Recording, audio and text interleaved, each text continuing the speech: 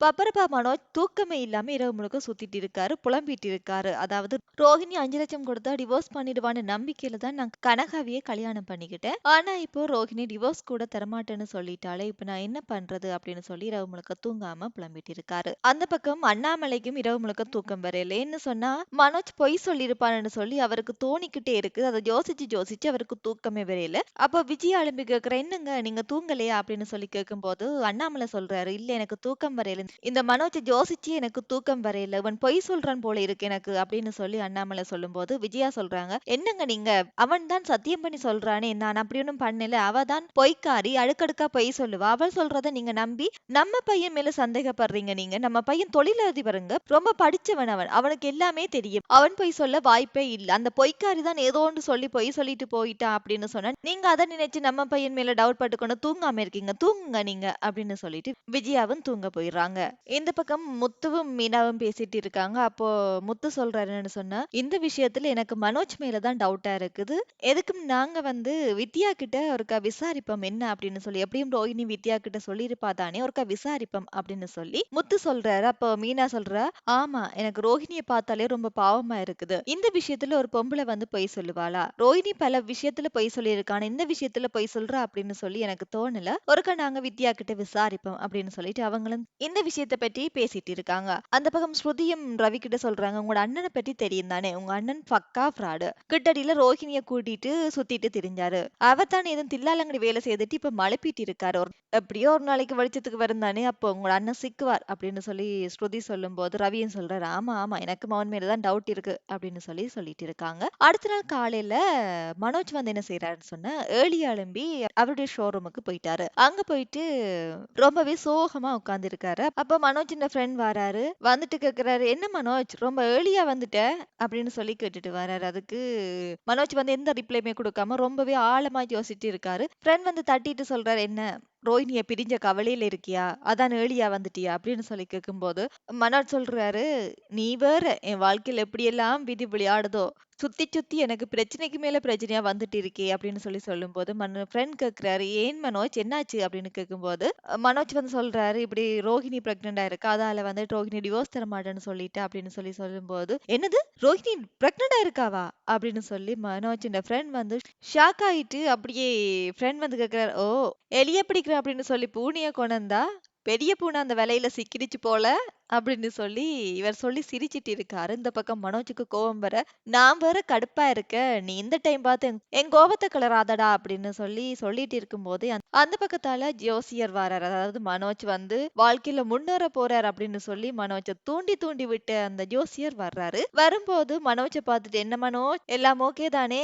எல்லாம் நல்லபடியா நடந்துச்சு தானே, டிவோர்ஸ் எல்லாம் கொடுத்தாச்சு தானே, இனி உங்களோட வாழ்க்கை எங்கேயோ போகுது, கனகாவோட சேர்ந்து உங்களோட வாழ்க்கையும் ரொம்ப உயரத்துக்கு போகுது அப்படின்னு சொல்லிட்டு இருக்கும்போது மனோஜ்க்கு செம கோவம் வருது இவர் மேல. கோவமா பார்த்து கொண்டு இருக்கும்போது, என்ன மனோஜ் இப்படி என்ன பாக்குறீங்க, கோவமா என்னாச்சு, என்ன நடந்துச்சு அப்படின்னு சொல்லி கேட்கும்போது மனோஜ் சொல்ற, நீங்க தான் எல்லாம் கணிச்சு சொல்லுவீங்களே, இப்படி ஒரு விஷயம் நடக்க போகுது என் வாழ்க்கையில் என்று சொல்லி ஏன் நீங்க எனக்கு கணிச்சு சொல்லலாம் அப்படின்னு யோசிட்டு கேட்கும்போது, என்னாச்சு என்ன நடந்துச்சு உங்க வாழ்க்கையில, உங்க வாழ்க்கை தான் இப்ப உங்க உயரத்துக்கு போதே அப்படின்னு சொல்லி ஜோசியர் சொல்லும்போது, ஆமா ரொம்ப உயரத்துக்கு போதா இல்ல நான் ஜெயிலுக்கு போறேனாண்டே எனக்கு தெரியல அப்படின்னு சொல்லி ரொம்ப சோகமா சொல்லிட்டு இருக்கும்போது, என்னாச்சு அப்படின்னு கேட்கும்போது மனோஜ் ஃப்ரெண்ட் சொல்றாரு, அது ஒரு பெரிய விஷயம் அப்படின்னு சொல்லி சொல்லும்போது, அப்படி என்னதான் மனோஜ் வாழ்க்கையில் நடந்துச்சு அப்படின்னு கேக்குறாரு. அப்போ மனோஜ் ஃப்ரெண்ட் சொல்றாரு, டிவோர்ஸ் கொடுக்க போன இடத்துல ரோஹிணி பிரெக்னன்ட், அதாவது மனோஜ் பிள்ளைய ரோஹிணி வயித்துல சுமக்கிறாங்கன்ற ஒரு கேள்வியை கேட்டு அதிர்ந்து போய் டிவோர்ஸும் கிடைக்காம ரொம்ப சோகத்துல உட்கார்ந்து இருக்காரு அப்படின்னு சொல்லி சொல்லும்போது, இங்கால அதிர்ச்சியான ஜோசியர், என்ன உங்க எக்ஸ் வைஃப் பிரெக்னண்டா அப்படின்னு ஷாக் ஆயிட்டு அதுக்கப்புறமா சொல்றாரு, சரி இப்ப இன்னும் கொஞ்சம் கூட காசு எக்ஸ்ட்ராவா அவங்க கிட்ட வாங்கிட்டு எக்ஸ்ட்ராவா காசு அவங்க கிட்ட கொடுத்துட்டு இந்த ப்ராப்ளமா அப்படியே நாங்க சுமூகமா டீல் பண்ணலாம், யோசிக்காதீங்க எல்லாம் நல்லதாவே நடக்கும் அப்படின்னு சொல்லி இவருக்கு ஜோசியர் ஒரு உத்வேகம் ஒன்று கொடுத்துட்டு இருக்காரு. கொடுத்துட்டு இருக்கும்போது கனகா வராங்க. அந்த பக்கம் கனகா ஜூஸ் மாமா எனக்கு ஒரு ஆப்பிள் ஜூஸ் அப்படின்னு சொல்லிட்டு நேரா மனோஜிட்ட போயிட்டு, ஹஸ்பண்ட் உன்னை பார்க்காம எனக்கு எவ்வளவு கஷ்டமா இருந்துச்சு தெரியுமா, நீ ஏன் என்ன பார்க்க வரல அப்படின்னு சொல்லி கனகா மனோஜிட்ட கேட்கும்போது, நான் தான் கொஞ்சம் வேலையா இருக்கனே அப்படின்னு சொல்லும்போது, ஓகே ஓகே நான் போய் ஃப்ரிட்ஜை சுத்தி பாக்குறேன் அப்படின்னு சொல்லிட்டு அவங்க அந்த பக்கம் போயிட்டாங்க. இந்த பக்கம் கனகாண்ட அம்மாவும் பின்னாடி சொல்லிட்டு கனகாண்ட அம்மா வந்து கேக்குறாங்க, என்ன மாப்பிள்ள டிவோர்ஸ் கேஸ் எல்லாம் ஓகே தானே, முடிஞ்சு தானே அப்படின்னு கேட்கும்போது மனோஜ் வந்து ரொம்ப முழிக்கிறாரு. அப்ப என்ன மாப்பிள்ள முழிக்கிறீங்க அப்படின்னு கேட்கும்போது, இல்ல அது வந்து அப்படின்னு இழுக்கும்போது, சொல்லுங்க மாப்பிள்ள என்னாச்சு அப்படின்னு கேட்கும்போது மனோஜ் சொல்றாரு, இல்ல அது வெகு சீக்கிரமே முடிஞ்சிடும் மேம் அப்படின்னு சொல்றாரு. நீங்கள் எவ்வளவு சீக்கிரம் முடிக்கலுமோ அவ்வளவு சீக்கிரம் முடிக்கிறது தான் நல்லது. அப்பதான் நீங்கள் கோடீஸ்வரன் ஆகலாம். அதாவது உங்களுடைய முழு சொத்துக்கும் நீங்கள் தான் அதிபதியாக மாறலாம். எவ்வளவு சீக்கிரம் முடிக்கலுமோ முடியுங்க அப்படின்னு சொல்லிட்டு கனகாண்ட அம்மா சொல்லிட்டு அவங்களும் கிளம்பிடுறாங்க. இங்கால பக்கம் மனோஜ் வந்து யோசிக்கிறாரு. ரொம்ப பெரிய சிக்கலுக்குள்ள மாட்டிக்கிட்டேனே. ரோஹிணிட்ட இருந்து எப்படி நான் டிவோர்ஸ் வாங்குறது அப்படின்னு சொல்லி யோசிச்சு கொண்டிருக்காரு. அந்த பக்கம் ஜோசியர் சொல்றாரு, எனக்கு ஒரு ஃபோன் கால் வருது, நான் கதைச்சிட்டு வரேன் அப்படின்னு சொல்லிட்டு அவரும் கிளம்பிடுறாரு. மனோஜ் வந்து யோசிச்சு கொண்டே இருக்காரு. என்ன செய்யறது என்ன செய்யறது அப்படி யோசிச்சு கொண்டே இருக்காரு. இந்த சீன் இப்படியே போய் கொண்டிருக்கும் போது அந்த பக்கம் மீனா வந்து வித்யாவை கூப்பிட்டுட்டு வித்யா கிட்ட கேட்டுட்டு இருக்காங்க. ரோஹிணி வந்து இப்ப எப்படி இருக்காங்க? அவங்க ஓகேவா? டாக்டர் கிட்ட போனாங்களா? என்ன மாதிரி அப்படின்னு சொல்லி விசாரிச்சுட்டு இருக்கும்போது வித்யா சொல்றாங்க, ஆமா மீனா கூட்டிட்டு போய் வந்தேன். ஆனா அவ தான் கொஞ்சம் கவலையாவே இருக்கா. என்ன செய்யறன்னு தெரியல. டாக்டர் வேற சொல்லிவிட்டாங்க. இவ கொஞ்சம் வீக்கா இருக்கா. டென்ஷன் ஆகாம ஹாப்பியா இருக்கணும் அப்படின்னு சொல்லியிருக்காங்க அப்படின்னு சொல்லும்போது மீனா சொல்றாங்க, அவங்களுக்கு ஹாப்பியா இருக்க சொல்லுங்க. வயித்துல இருக்கிற பிள்ளையோட ஆரோக்கியம் முக்கியம் அப்படின்னு சொல்லிட்டு இருக்காங்க. சரி மீனா, நீங்க எதுக்கு என்ன வேற கூப்பிட்டீங்க அப்படின்னு சொல்லி வித்யா கேட்கும்போது மீனா கேக்குறாங்க, ஆமா நீங்க ரோஹிணி கிட்ட இந்த விஷயம் எப்ப நடந்துச்சு அப்படின்னு சொல்லி விசாரிச்சீங்களா அப்படின்னு சொல்லி கேக்குறாங்க. அப்ப வித்யா கேக்குறாங்க, என்ன விஷயம் மீனா அப்படின்னு சொல்லி கேட்கும்போது மீனா சொல்றாங்க, இல்ல மனோஜ் கிட்ட வீட்ல விசாரிக்கும்போது மனோஜ் வந்து சொல்றாரு, இதுக்கும் எனக்கும் எந்த சம்பந்தமும் இல்ல. ரோஹிணி வயித்துல வளர்றது தன்னுடைய குழந்தையே இல்ல. நாங்க 2 பேரும் சும்மா மீட் பண்ணிக்கிட்டோம் ஒழிய வேற ஒண்ணுமே நடக்கல அப்படின்ற மாதிரி மனோஜ் வந்து சொல்றாரு அப்படின்னு சொல்லும்போது வித்யாக்கு வந்து ஷாக் ஆயிட்டு வித்யா சொல்றாங்க, இப்படியா சொன்னாரு அப்படின்னு கேட்கும்போது, ஆமாம் வித்யா அப்படின்னு சொல்லி மீனா சொல்றாங்க.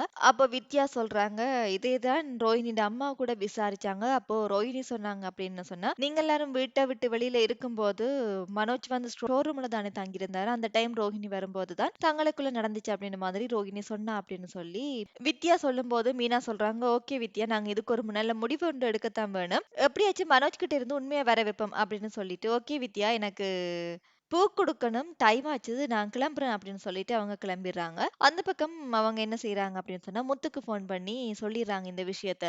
இதுதான் நடந்துச்சு அப்படின்னு சொல்லிர்றாங்க. அதே போல ஸ்ருதிக்கும் சொல்லும்போது, அதே டைம் ரவியும் கேட்டுட்டு, பாத்தீங்களா மீனா? மனோஜ் எப்படி பொய் சொல்லியிருக்காரு பாத்தீங்களா? அப்படின்னு சொல்றாங்க. அதுக்கப்புறமா 4 பேருமே ஒண்ணு கூடிட்டு சொல்றாங்க, எப்படியாச்சும் மனோஜ் கிட்ட இருந்து உண்மைய வாங்கணும் அப்படின்னு சொல்லிட்டு முத்து சொல்றாரு. இரவு எப்படியும் மனோஜ குடிக்க வச்சுட்டு, மனோஜ் கிட்ட இருந்து உண்மைய கறந்துடுவோம் நாங்க அப்படின்னு சொல்லும்போது, ஸ்ருதி சொல்றாங்க, இது ஒரு நல்ல ஐடியா தான். ட்ரை பண்ணி பாருங்க அப்படின்னு சொல்றாங்க. அதே போல நைட்டும் ஆகுது. இவங்க 3 பேருமே நார்மலா மொட்டை மாடியில இருக்காங்க. இருந்து கழிச்சிட்டு இருக்கும்போது, மனோஜ் வந்து அதிகமாவே குடிச்சிடுறாரு. இந்த டைம் பார்த்து ரவி வந்து வீடியோ எடுக்கும்போது, முத்து வந்து மனோஜ் கிட்ட இருந்து எல்லாமே கறந்துடுறாரு. அதாவது ரோஹிணி நீ மீட் பண்ணலையா அப்படின்னு சொல்லி முத்து கேட்கும்போது, யார் சொன்னா மீட் பண்ணலன்னு? நாங்க தான் மீட் பண்ணோமே அப்படின்னு சொல்லி மனோஜ் சொல்றாரு. அதுக்கப்புறமா முத்து கேக்குறார், ஆமா ரோஹிணி தான் இப்ப பிரெக்னெண்டா இருக்காவே, அதுக்கு யார் காரணமா இருக்கும் அப்படின்னு சொல்லி முத்து வந்து கேட்டுட்டு இருக்கும்போது ரவி சொன்னாரு, அதான் மனோஜ் தனக்கும் இதுக்கும் சம்பந்தமே இல்லைன்னு சொல்லிட்டானே பாவம் அவன் அப்படின்னு சொல்லும்போது மனோஜ் வந்து தெளிவில்லாம இருக்கும்போது அதுக்கு டக்குன்னு பதில் சொல்றாரு, யார் சொன்னா அந்த குழந்தைக்கு நான் தாண்டா அப்பன், எந்த சிச்சுவேஷன்ல நடந்துச்சு அப்படின்னு சொல்லி ஃபுல் டீட்டெயில்ஸையும் அவர் வந்து ஒப்பிச்சிடுறாரு போதையில. அப்புறமா ரவி வந்து சொல்றான், பாத்தியா கள்ளத்தனமா பண்ணிட்டு எனக்கும் இதுக்கும் சம்பந்தம் இல்லை அப்படின்னு சொல்லி சத்தியம் வேற இவன அப்படின்னு சொல்லி முத்து உதைக்க போகும்போது ரவி மறைச்சிட்டு, பொறு பொறு அவன் இப்ப போதையில இருக்கிறான், விடியட்டும் அப்படின்னு சொல்லிட்டு முத்துவையும் இழுத்துட்டு போறான். அதே போல மனோஜையும் கூட்டிக் கொண்டு போய் அவட்ட பெட்ல விட்டாச்சு படுக்கிறதுக்கு. அதுக்கப்புறமா அடுத்த நாள் மார்னிங் வந்து எல்லாருமே ஒண்ணு கூடிட்டாங்க. அந்த இடத்துல வந்து முத்து சொல்றாரு, அப்பா எங்கிட்ட ஒரு முக்கியமான வீடியோ இருக்கு. இந்த வீடியோவை பார்த்தா நீங்களே ரொம்ப ஷாக் ஆயிடுவீங்க. நீங்க இல்ல, முக்கியமா அம்மா ரொம்பவே ஷாக் ஆயிடுவாங்க. ரொம்ப சந்தோஷம் வேற படுவாங்க அப்படின்னு சொல்லிட்டு இருக்கும்போது இங்கால விஜயா, ஆமா நீ காட்டுற ஓட்ட வீடியோக்கு நான் சந்தோஷப்பட போறேன். போவியா வேலையை பார்த்துட்டு அப்படின்னு விஜயா சொல்லும்போது முத்து சொல்றாரு, கொஞ்சம் பொறுங்கம்மா, ஒருக்கா இந்த வீடியோ பாருங்க அப்படின்னு சொல்லிட்டு வீடியோவை போட்டு காட்டுறாரு. அதுல மனோஜ் வந்து உண்மையை உளர்றாரு. இந்த வீடியோவை பார்த்து அந்த குடும்பமே ஷாக் ஆகி நிக்கிறாங்க. இப்படியே இந்த எபிசோட முடிக்கிறாங்க. இப்படித்தான் நாளைக்கு அல்லது இந்த வீக் நடைபெறும்னு சொல்லி நாங்க ப்ரெடிக்ட் பண்ணிருக்கோம். உங்களுடைய ப்ரெடிக்ஷன் எப்படி இருக்கு அப்படின்னு சொல்லி உங்களுடைய கருத்துக்களை கமெண்ட்ல தெரிவிங்க. தேங்க்யூ.